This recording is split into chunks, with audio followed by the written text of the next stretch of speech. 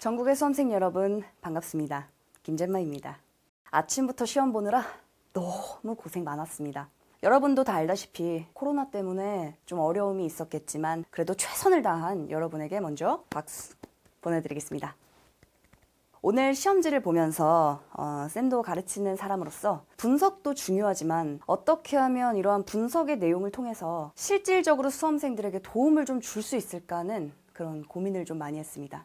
그리고 그 고민이 또 이감 연구진 분들과 함께 공유되면서 그 결과가 나왔는데 오늘은 영역별 총평 그리고 이후의 수능을 위한 그 학습의 방향을 한번 함께 제시해 보도록 하겠습니다. 우선 전반적인 난이도. 사실 난이도라는 게 등급에 따라 다 다르기 때문에 큰 의미는 없다고 생각을 합니다. 평이했다, 뭐 어땠다. 물론 전체적으로는 의미가 있겠지만 여러분 개개인별로는 큰 의미가 없습니다. 그거보다 훨씬 더 중요한 건 이 구평이라는 시험의 특성을 살펴보는 것, 그리고 구평과 더불어 우리가 리마인드 해야 되는 게 또 육평입니다. 육평과 구평을 통해서 확인할 수 있는 그런 시험의 특성들이 암시하는 올해 수능에 대한 방향, 그리고 그 대비책을 알아보는 게 훨씬 더 중요하겠죠. 자, 일단 구평의 전반적인 특징을 영역별로 좀 살펴보겠습니다. 자, 화작의 경우는 시간 안배가 그래도 충분할 정도로 익숙한 유형들과 어렵지 않은 지문과 선지로 좀 구성이 되었습니다. 육평도 화작은 아무래도 평이하게 출제가 됐었던 만큼 수능도 고난이도보다는 유사한 난이도로 수렴되지 않을까라는 생각을 좀 먼저 해보고요. 자, 문법의 경우는 엄청난 고난이도의 문제가 나왔다기보다 전반적으로 수준 자체는 어렵지 않게 출제가 됐는데 그 중에 우리가 하나 좀 짚어봐야 되는 그런 문항이 15번.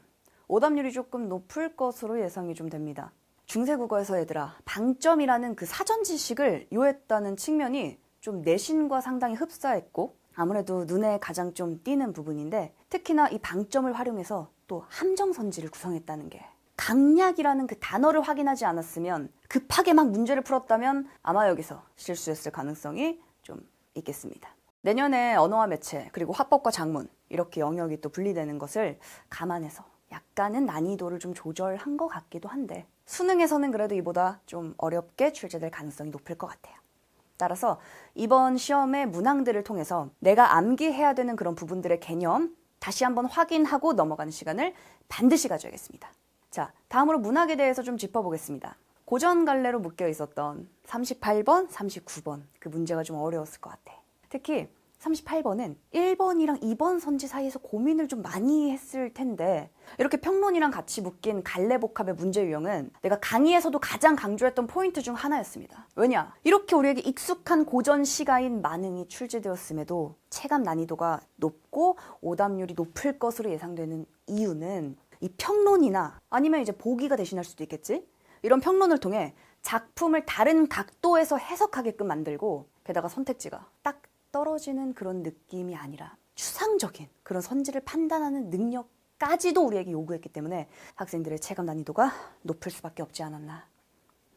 다만 수능에서는 이보다는 조금 더 문학이 쉽게 나올 가능성은 있겠습니다만 지금까지 출제 경향이나 아니면 EBS 연계 교재, 수능 출제되는 연계 교재들의 경향을 봤을 때 이후의 수능에서도 역시나 출제될 만한 그런 고전 혹은 현대 문학 작품들의 선정될 후보군의 범주가 굉장히 넓어졌어, 현재. 그리고 선택지 추상도도 실전에서도 분명히 높지 않을까라고 예상을 합니다.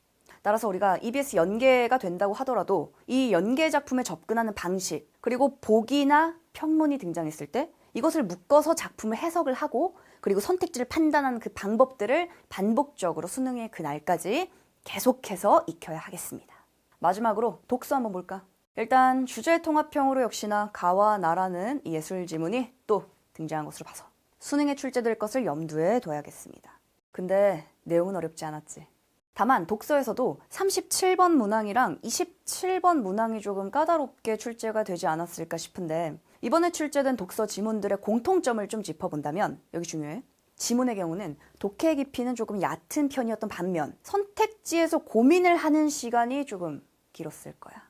선지가 길이가 짧았는데도 불구하고 선지와 선지 간에 그 공유된 지문의 정보들이 굉장히 많아서 한마디로 동일한 그 개념이나 동일한 단어들이 겹쳐 있어서 그 정보의 정오를 판단하는데 아마 확실성이 좀 떨어져서 체감 난이도가 높았을 것 같습니다.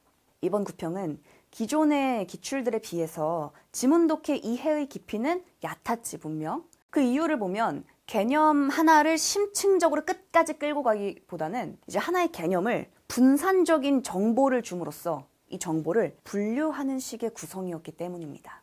특히 올해 코로나라는 특수한 상황 때문에 학생들이 독해 실력을 향상시킬 수 있는 그런 안정적인 시간 확보가 전반적으로 좀 부족했던 영향 탓도 있겠지만, 이걸 역으로 얘기해보면 독해력만큼이나 선택지에 대한 판단력을 중요하게 본다는 것을 암시한다고도 볼 수 있을 것 같습니다. 왜냐? 수능에서는 9월에서 이제 앞으로 공부하는 12월까지 수험생들이 공부하는 그 과정에서 학생들의 향상된 의식을 다 포괄하는 문제를 출제할 거기 때문에 지문의 독해 난도는 지금보다 올라갈 것이고, 그만큼 선택지에 대한 판단력도 구평과 마찬가지로 우리에게 요구할 가능성이 높아지겠죠. 따라서 구평이 끝난 지금 자신의 취약점을 일단 분명히 파악하고, 그리고 고난이도의 기출 문제들과 연계교재, 이감 문제들을 통해서 수능의 그 날까지 의식을 팍 높여놓는 것이 중요합니다. 그래야지만 실전에서 우리가 연습했던 것 이하의 문제들에 대해서 정확하게 답을 골라낼 수 있는 그런 힘을 기르는 정교함이 생기겠죠. 올해 수능에서는 전체 영역을 아울러서 지문에 대한 이해와 더불어 개별 선지 하나하나를 판단해야 되는 그 인내력과 집중력, 이것을 통해 선택지까지 정확히 판단할 수 있는지를 수험생들에게 분명히 요구할 것이기 때문에 여러분들이 지금까지 잘 공부했던 대로 집중력을 끝까지 잃지 말고 마지막까지 최선을 다해서 공부를 해야겠습니다. 실전에선 조금만 어려워도 우리의 체감은 월등히 높아질 것이기 때문에 모든 공부는 어렵다는 것을 전제로 준비를 하면 그만큼 내가 돌파해낼 수 있는 힘을 기를 수가 있게 됩니다.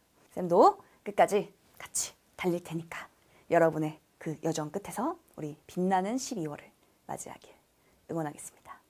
쌤이랑은 또 킬러 문항 해설 강의에서 만나도록 하지요. 고생했습니다.